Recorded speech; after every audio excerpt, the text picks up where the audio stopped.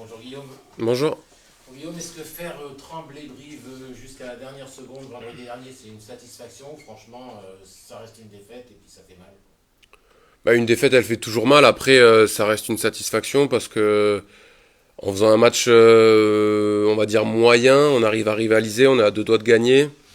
Donc forcément qu'on est déçu du résultat, moins de la perf, et j'espère qu'elle augure de bonnes choses à venir.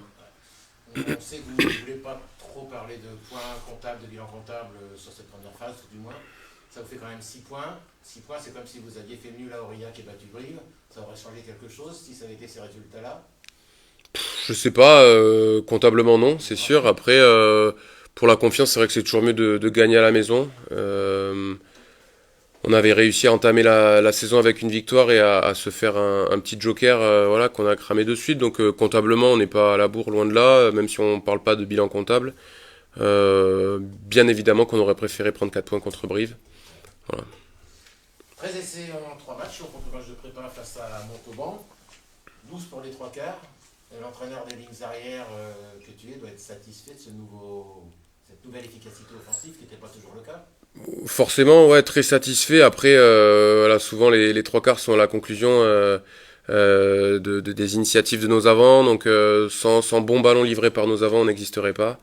Voilà, après c'est vrai qu'on a la chance cette année d'être peut-être un peu plus armé offensivement que par le passé. Et Tanguy me Donc, disait la semaine dernière, mais il était là d'ailleurs, que Alex vous avez missionné un peu entre guillemets, lui et toi, sur justement cet aspect offensif à mettre en place. ouais, bah, c'est vrai qu'il a un peu, il nous a laissé, ouais, prendre un peu l'initiative sur le plan offensif, notamment sur les lancements. Et quand on sait qu'on a trois temps de jeu pour faire ces lancements-là, c'est vrai que ça fait une partie de l'offensive et lui, il nous a laissé un peu libre. C'est chouette à ce niveau-là. Donc voilà, ça se concrétise pour l'instant par un peu plus d'efficacité offensive pourvu que ça dure. Parce que voilà, la saison fait que démarrer et encore une fois, on est loin d'être arrivé. Voilà, donc voilà. C'est de bon augure. De l'autre côté du miroir, contre Brive, il y a eu quelques difficultés défensives. Vous avez été pas mal transpercé au niveau de la paire de centre, notamment de Brive. Est-ce que c'est quelque chose que vous avez identifié, que vous avez peut-être parvenu à expliquer sur le match? Bah, ça s'explique toujours, oui. Moi, je tairai un peu les secrets puisqu'on va changer des trucs contre Nice, mais oui, oui, ça s'est expliqué. On en a parlé avec Alex. On rencontrera pas à Brive tous les week-ends non plus, hein, donc en plus d'être un joli collectif, ils ont des sacrées individualités. Donc t'as beau prévoir tous les scénarios possibles contre des équipes comme Brive, bon malheureusement l'erreur est humaine et le jeu appelle la faute. Donc voilà, rien d'alarmant en tout cas dans ce qu'on a décelé. On espère qu'on va rectifier le tir défensivement à Nice.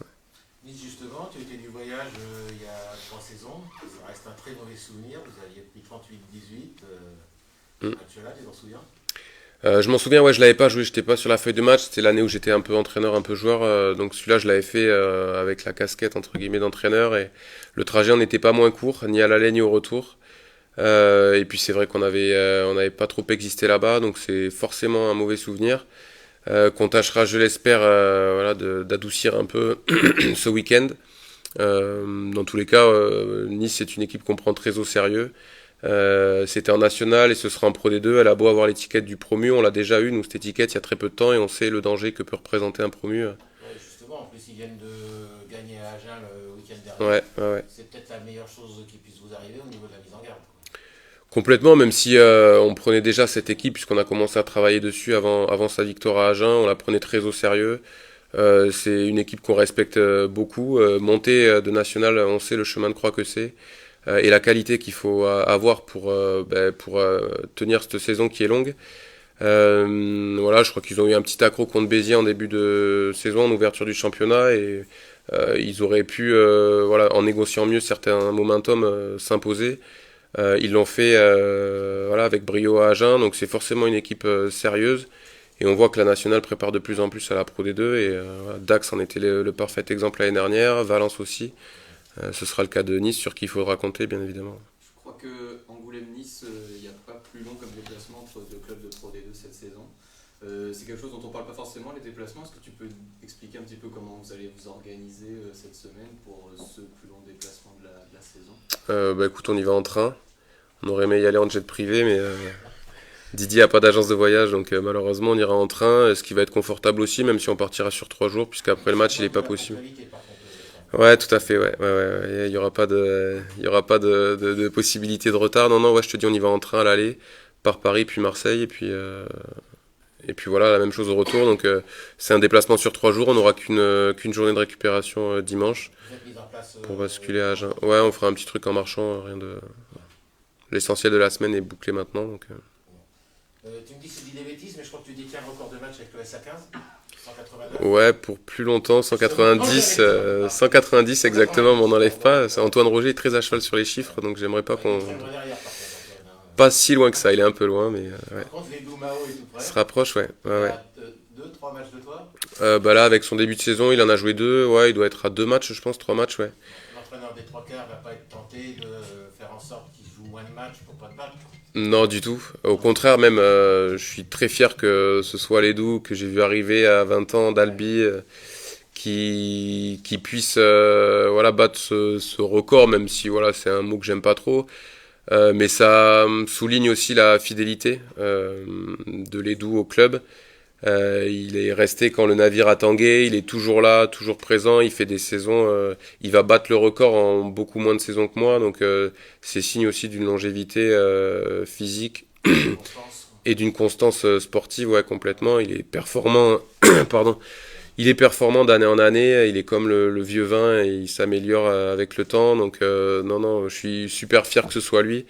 Il est toujours aussi professionnel qu'à ses débuts, encore plus investi qu'avant. Donc c'est une belle récompense en tout cas qu'il puisse battre ce record. Et puis maintenant il y a des cadeaux quand on bat des records et quand on franchit le nombre de sélections. Au club maintenant il y a des cadeaux. C'était pas le cas à mon époque. Moi il y avait qu'une poignée de main et un remerciement. Donc là il aura droit à ça. Je crois que c'est une montre, un truc comme ça. Donc c'est chouette, ouais. C'est bien je trouve de souligner aussi la fidélité des anciens au club. C'est bien. Dernière chose, ton frère Maxime a rejoint le Servette de Genève. Ouais. Tu nous donnes des nouvelles? Bah écoute, il va bien. Il a rejoué son premier match depuis très longtemps ce week-end. Il était remplaçant, il a joué 20 minutes. Voilà, ça se passe bien. C'est un rugby différent. Il s'y attendait, mais peut-être pas autant. Il sait aussi pourquoi il est parti là-bas, hein. C'est le rugby et même si il reste hyper investi, c'est pas pour le rugby qu'il est parti là-bas. C'est une nouvelle vie. C'est une nouvelle vie, ouais. C'est un virage personnel et professionnel, je dirais. Donc voilà, pour l'instant tout se passe bien, il profite pleinement de la Suisse et de ses beaux paysages. Il devra attaquer à son boulot de maître d'œuvre là d'ici la semaine prochaine, je crois, tout en profitant de l'ambitieux club qu'est le Servette de Genève. Donc c'est chouette, c'est un joli double projet, je trouve, et un virage courageux qu'il a pris. Donc voilà, j'étais fier des deux, je suis très fier, si ce n'est plus de mon frère encore. Bon, ben, on lui passe le bonjour, hein. Eh ben écoutez, il vous le renvoie là, et j'en doute pas. Alors, merci Guillaume. Merci à vous. Patch. Allez, Désolé. demi-heure après.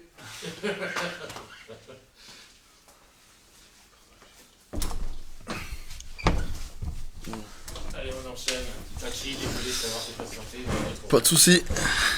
Bon, Tachi, t'as suivi les 2 premiers matchs des tribunes. Tu dois trépigner d'impatience de jouer. Oui, oui, c'est sûr. Forcément déçu de pas prendre part aux 2 premiers matchs, mais j'ai hâte de recommencer cette saison à Nice. Vendredi dernier face à Brive, la touche a été plutôt déficiente.